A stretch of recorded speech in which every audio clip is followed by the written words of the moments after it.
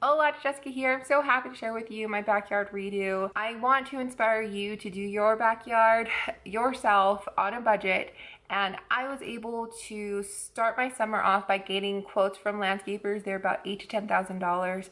We don't have the money for that, so that wasn't gonna happen. I decided to take on the challenge myself. I did everything myself. For the most part, I did need and have help, much needed, thank you. Overall, everything including the fireplace and the lights, all were, and the rocks, everything was included in that $1,000. So $1,000 for us to enjoy our backyard and have a better resale then was way worth it. So I don't want you to think that you can't do a big project like that. You just have to go in knowing it is a lot of work, but you can do it. So here's how my backyard started.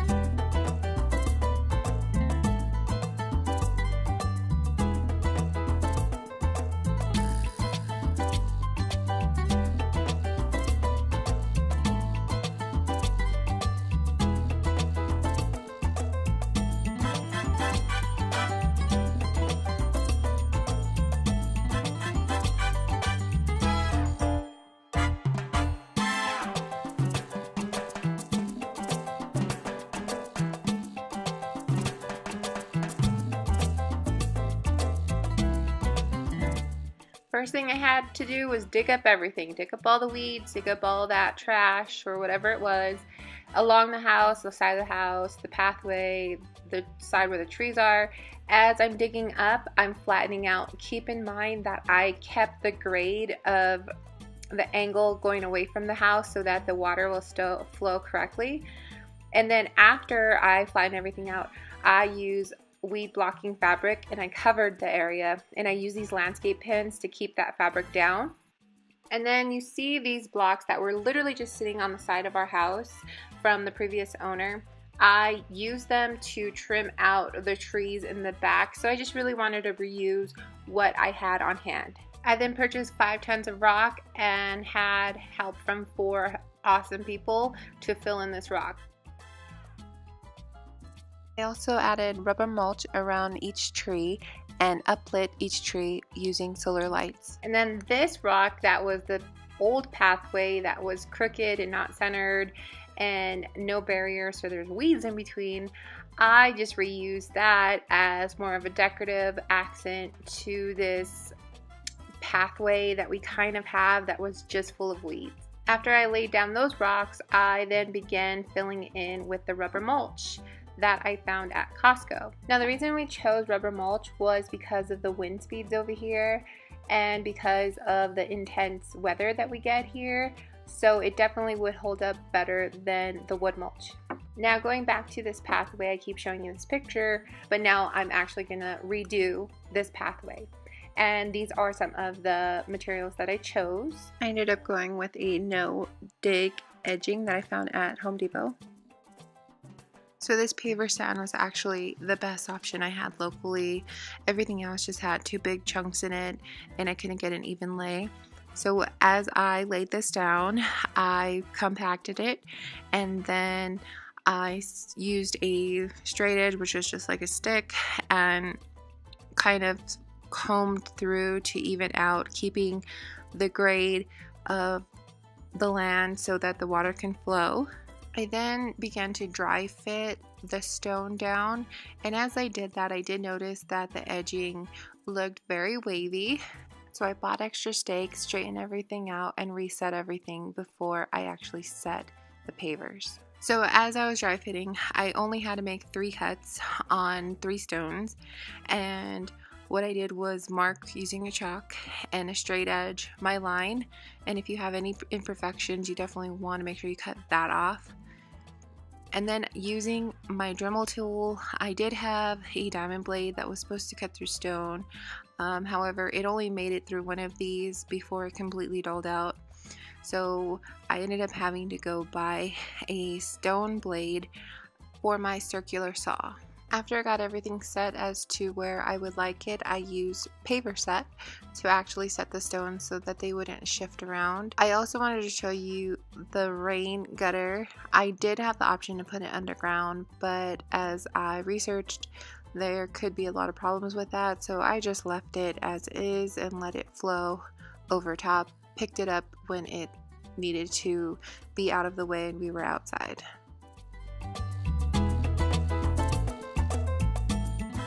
Please check out my video on how I made this outdoor solar chandelier.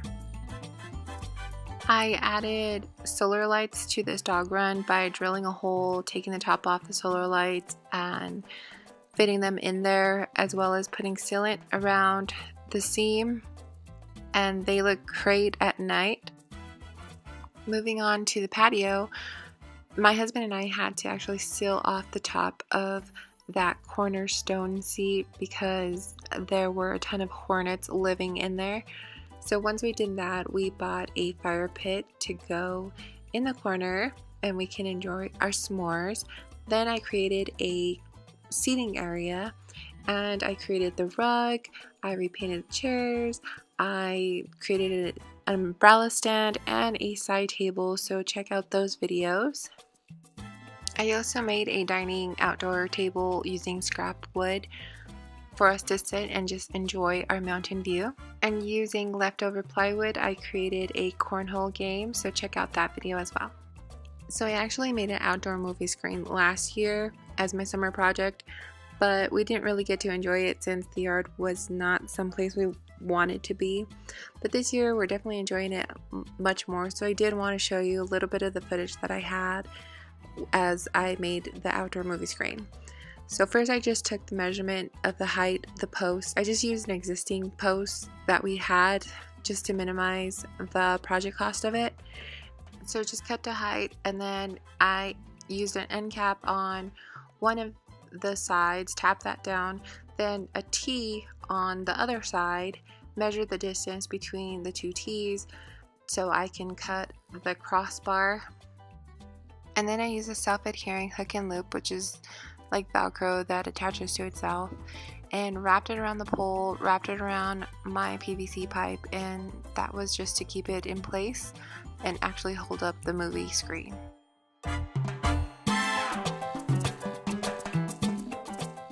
So next I just cut to height and cut another crossbar, and then I moved on to the fabric.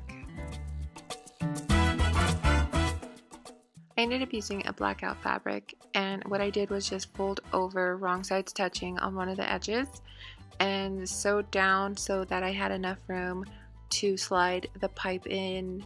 So it was taut but not too tight where it was just too much, and I did do a few seams to add extra strength, and then I just cut off any excess seam allowance that I had. And then my fabric was not touching the top or bottom crossbars, so that did give a little, which I wanted it to be taut, so I added these eyelets, but they gave out very quickly. So what I ended up doing was adding a ton of hot glue around the eyelets, and it's held up since. The first year I used ribbon to tie it around the top and bottom crossbars, but now that we're using it this summer, I'm actually using that self-adhering Velcro, and that's working great. I love this because we disassemble it after every use, so it's not sitting up in the way.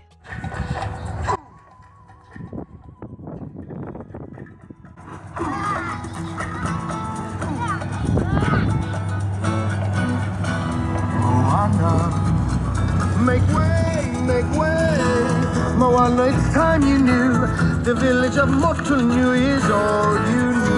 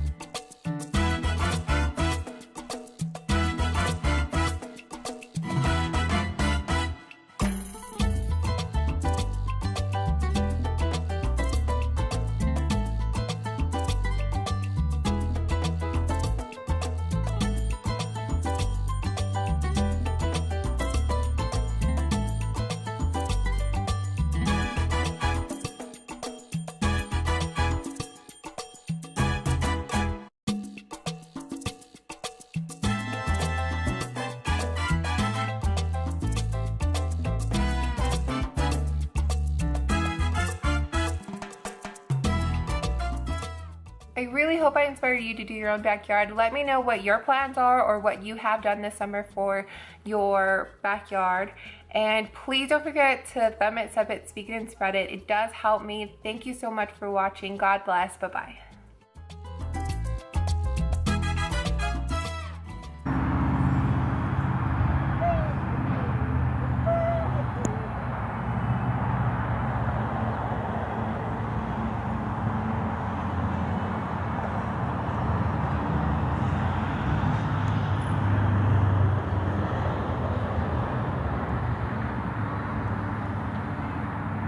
Look at my little helper. Look at my little helper. Cha-cha-cha.